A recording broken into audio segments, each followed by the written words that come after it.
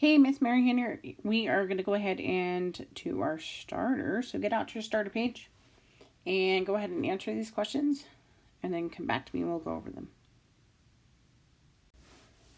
All right, so let's look at number 1. So 10 and n, they are multiplying each other. So we are going to divide by 10 on both sides. 10 divided by 10 is 1, leaves n by itself. 10 divided by 10 is also 1. So n is going to equal 1 for number 1. Number 2, we want to get x by himself. X and 18, they are dividing. So we are going to multiply by 18 on both sides. Let's go ahead and grab let's first do the right-hand side. So 18 divided by 18 is 1, leaves x by itself. Now let's grab our calculator and do 18 times negative 6. 18 times negative 6 is negative 108. So x equals 108 is for number 2. Number 3, we want to go ahead and get x by himself. So we're going to move the minus 15. Opposite to minus is add. Positive and negative 15 make it 0. Put it in your calculator. The left-hand side, go negative 17 plus 15 is negative 2. So x equals negative 2. Number 4 has a little bit more information. So what we're going to do is we're going to multiply in our 2 distributive property. So 2 times 4x is 8x. Minus 2 times 3 is 6. Minus 8, 4, and plus 2x are exactly the same. Let's go ahead and let's combine like terms first before we start moving things. So I have a negative 6 and I have a negative 8. Put them together. How many negatives do I have? Well, I have negative 14. And then everything else is the same. I like to move my variables from the left-hand side over to the right-hand side. Or sorry, I like to put all my variables on the left-hand side. So I'm going to subtract 2x from both sides. 8x minus 2x is 6x. 14. And then 4. Negative 14 must be on the other side with his friend, the 4. So let's go ahead and add 14 to both sides. We have 6x equals 14 plus 4 is 18. 6 and x, they are multiplying each other, so we are going to divide. 18 and divided by 6, that is 3. Number 15 is a little bit different. What we're going to do is we're going to get rid of the divide by negative 16 first. It's kind of just causing some problems. So we're going to go ahead and multiply by negative 16 on both sides because it's dividing. So negative 16 divided by negative 16 is 1. Leaves the n plus 15 by itself. Negative 1 times negative 16 is positive 16. From here, we want to go ahead and get n by himself, so we're going to subtract off 15 from both sides of the equation. So our n is going to equal 1. All right, let's go ahead and grab our workbook. We're going to talk about Unit 8, Lesson 4. And so go ahead and turn to page 133. Let's read the I can statements. I can find a decimal approximation for square roots. I can plot square roots on the number line. So we are actually doing Lesson 4 and Lesson 5. So give yourself a number. So 1, I don't remember. 2, kind of remember it. 3, I do remember it. 4, I can teach it to my friend. And then go ahead and write yourself a sentence. And then again, we're also doing Lesson 5. How can we find the whole numbers that a square root lies in between? And how can we get a better approximation? So we're kind of talking about number lines and square roots. Again, give yourself a sentence. Also give yourself a number. So 1, I don't remember. 2, I kind of remember it. 3, I do remember. And 4, I can teach it to my friend. All right, let's go ahead and turn to page 37 and 38. This is kind of our starter activity. And we have this circle. And what we're trying to do is we're trying to find the exact length of the line segment. I went ahead and I actually drew in a square to kind of jog our memory. But we're really looking for this red line here. And so go ahead and pause, answer that question, and then come back to me. All right, so what we're looking for is we're actually looking for the area. Well, technically we're going to find the area of the blue square. And then if we go ahead and take the square root of it, that will give us our side length. And so what I'm going to do is I'm going to draw the outer square, just like we've been doing, okay? And so the outer square side length is 2. So its area is going to be 2 times 2, which is 4. Then remember that we have to go ahead and take off the triangles. And I have 4 of them. And remember, it's 1/2 the area of the base. Base is 1. And this height is 1. So let's go ahead and let's do 4 times 1/2 times 1 times 1. 4 times 1/2 times 1 times 1. And we get 2. And then we're going to take that 2, we're going to subtract it from the original area of the green square, which is 4. So 4 minus 2 is 2. So this is the area. Okay. So how would we find, if the area is 2, how do we find the side? So remember, it's our area squared, our area equals s squared.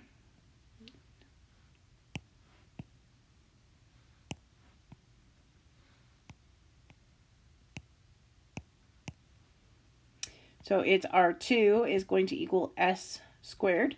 And remember that the square and square roots are opposite of each other. So a side length is actually going to equal square root of 2. This is what is considered the exact length, okay? And it's just how math goes. The reason why is because if we actually take the square root of 2 in our calculator, it's actually an approximation. So if we take the square root and we get a decimal back, the actual exact length is, we keep it as just the square root of 2. Now, if we actually do put the square root of 2 in our calculator, and it says find a decimal approximation, we're going to round it to 2 decimal places. We're going to say 1.41. Okay, so remember, exact length is the square root. So it will just be the square root of 2, and approximation is the decimal part of that square root. So just kind of same thing. Exact length means it can't just be an approximation. The answer is the square root of the number. So let's go ahead and look at this diagram. How is this diagram similar and different from the warm-up? Well, they are the same, that they have a line segment, right? Different is because the warm-up had a circle, and this one we just have a line, like a number line, with a segment on it, okay? Knowing the information of this diagram, let's go ahead and turn to page 38. And what we're going to do is we're going to estimate the length of the line segment to the nearest of a unit. Each grid square is 1 unit square. And then we're going to find the exact length of the segment. So go ahead and pause, answer that question, and then come back to me. So first of all, I want to make kind of the tilted square out of this line segment. So a couple of things. I noticed that from here to here is like 3 boxes. So I'm going to go ahead and kind of extend it out and use that information. And so I'm going to extend it out using 3 boxes, kind of diagonal to diagonal. 3 boxes. And then 3 boxes. So this is the tilted square. We're going to eventually find the area of that, which then the area will give us the side length. And then from here, we have to go ahead and draw our outer square. All right. So the outer square, its length is 1, 2, 3, 4. Okay. So the outer square, its area is 4 times 4, which is 16. And again, remember, we're going to subtract off the 4 triangles. And here is my triangle. Okay. And then what is, so remember, it's 1/2. We're going to put this up here. So 1/2 base times height. Okay.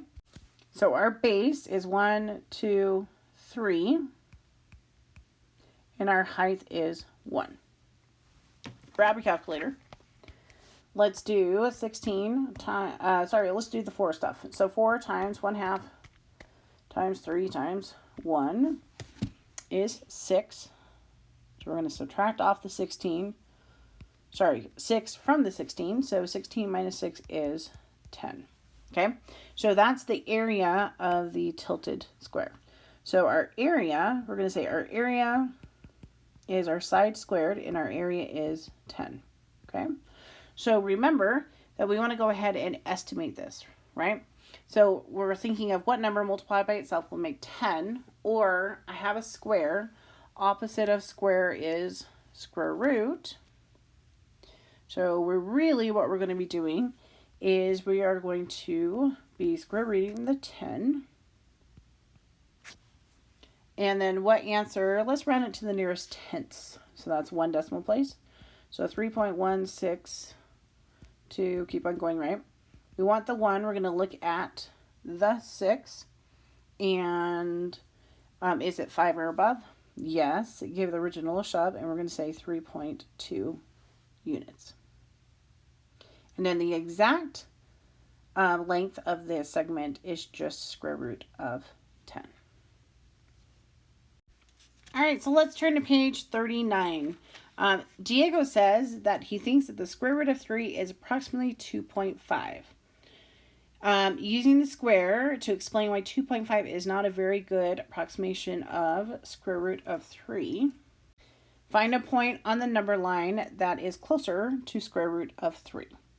And then draw a new square on the axis and use it to explain how you know the point you plotted is a good approximation of 3. Go ahead and pause, answer that question, and then come back to me.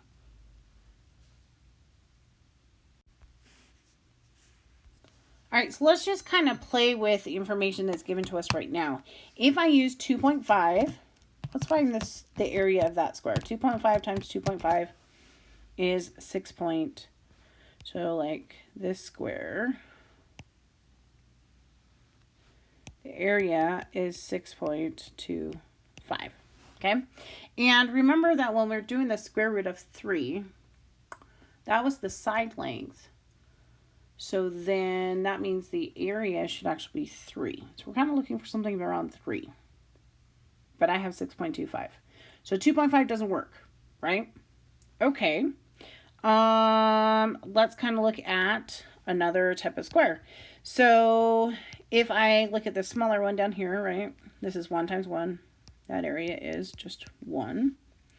Let's look at it, maybe 1.5. And 1.5. Sorry, that's not drawn really nicely. So let's do 1.5 times 1.5. And that area is 2.25. Okay, so we're getting closer. All right. So probably it's going to be a decimal between 1 and 2. Okay, so we can kind of get a little bit closer on that. Let's try one more. What if I do, I don't know, let's do 1.7.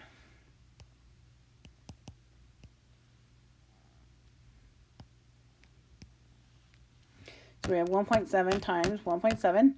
That area, ooh, we're getting closer, is 2.89. So the number should probably be, well, between 1.5 and 2. Probably closer to 1.7, but we're going to go ahead and figure that a little bit further. So if we actually think about square root of 3, if we actually take the square root of 3, right? And it would be 1.732, kind of keep on going, right? Let's do let's do 2 decimal places. So if we ran it to 2 decimal places, it would actually be 1.73. We were getting really, really close. Let's kind of try that. If we do 1.73 times 1.73, we get 2.99, right? If we take that and round it, we'll actually get 3, okay? So the approximation, right, the rounding decimal would be 1.73. the actual amount would be 3. And we kind of shown why 2.5 is not a really good answer as far as what the square root of 3 would actually be.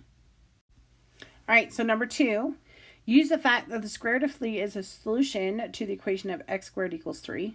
Find a decimal approximation of square root of 3 whose square is between 2.9 and 3.1. So we've actually kind of talked about that as far as the actual approximation, decimal approximation would be 1.73. So remember, approximation as far as square roots, that is the decimal approximation, and we usually round it to either the hundreds, the tens, or the wholes. And so remember that the exact answer as far as square root would be like the square root of 130. An approximation would actually be that decimal piece. Let's go ahead and turn to page 45. On page 45, will you decide which of each of these statements is true or false? So go ahead and answer that question and questions and come back to me. All right, so let's kind of go through these. This one here, square root of 5 raised to the second power is 5. This is actually true. So remember, square roots and squares are opposites of each other, so this would be true. Let's look at this one again. Squares and square roots are opposite of each other. Is the square root of 10 squared 100? No, this one is false. Okay, coming down here, square root of 9 squared, is that, does that equal 3? Okay, remember, square roots and squares are opposites of each other. They kind of cancel each other out. No, this one is false. Moving on over here, square root of 16 is the square root of 16 2 squared. Let's think about it. What is the square root of 16? Okay, well, the square root of 16 is 4. What number multiplied by itself makes 16, right? And then is 2 squared equal to 4? Well, yeah, this is true. Last one, down on the bottom, 7 equals square root of 7 squared. Okay, square root of 7, they're opposites of each other, right? They cancel each other out. Does it equal 7? Yes, that is true. All right, so we've kind of done this before. We're looking at the two whole numbers. Does the square root lie in between? Okay, so let's kind of think about that. Let's try it without a calculator. I mean, we can do a calculator. We can figure it out, right? But let's kind of think about it without a calculator. So go ahead and answer these questions and then come back to me.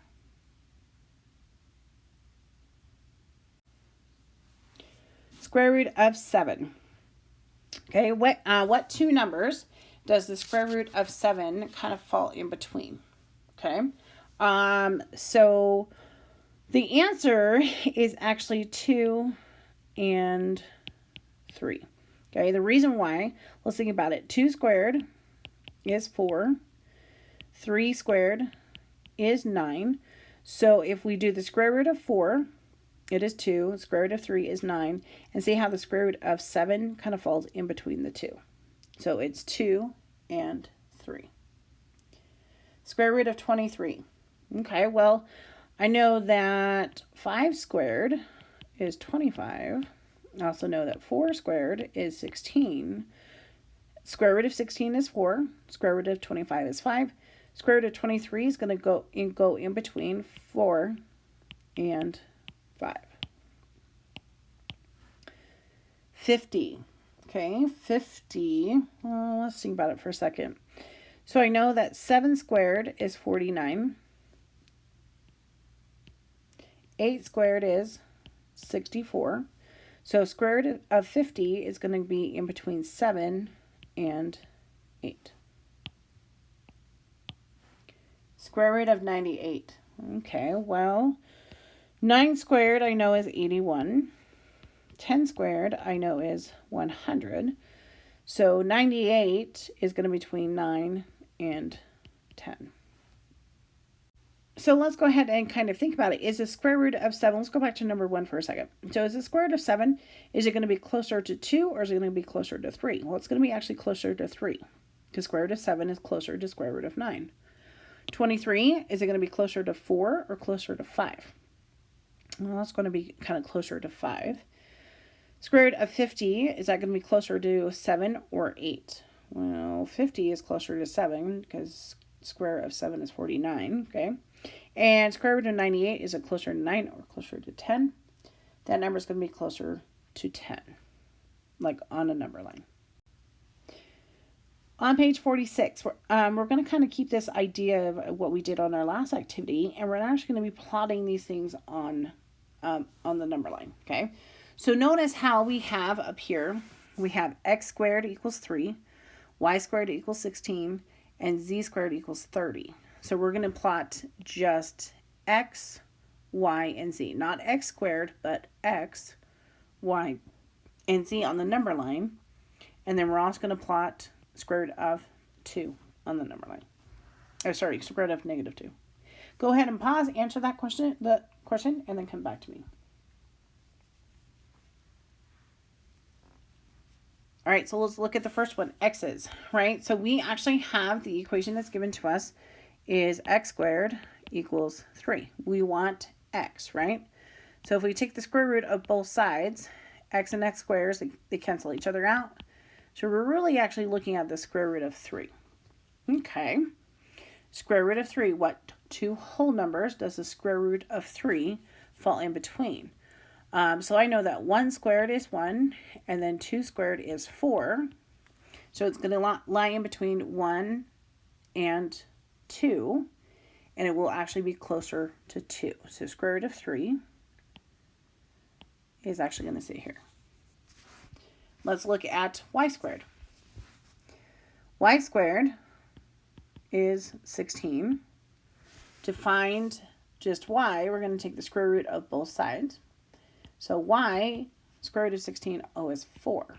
Well, that's going to be easy. So this is square root of 16. Okay.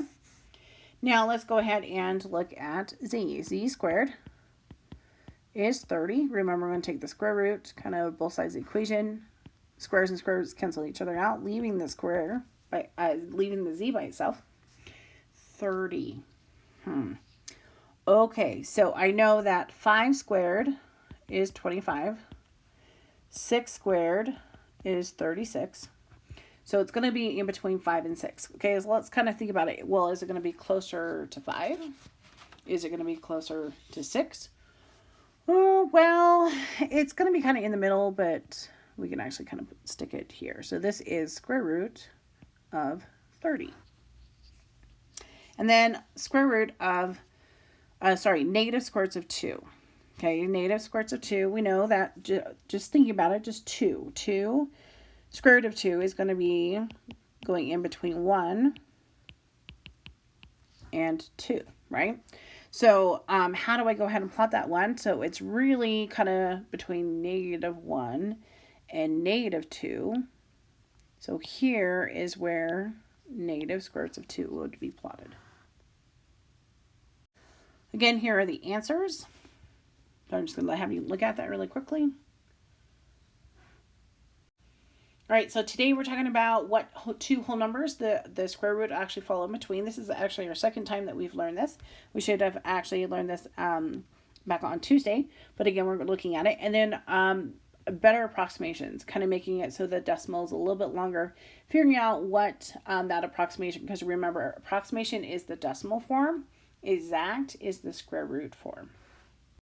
Go ahead and turn back to page 133. Read the lesson 4 I-can statements. I can find a decimal approximation for square root. I can plot square roots on a number line. And how can I find the whole numbers that a square root lies in between? And how can we get a better approximation? Go ahead and read those I-can statements. Give your a sentence for both of those and a number. So 1 I don't remember, or 1 I'm still confused. 2 I kind of got it. 3 I did get it. And 4 I can teach it to my friend.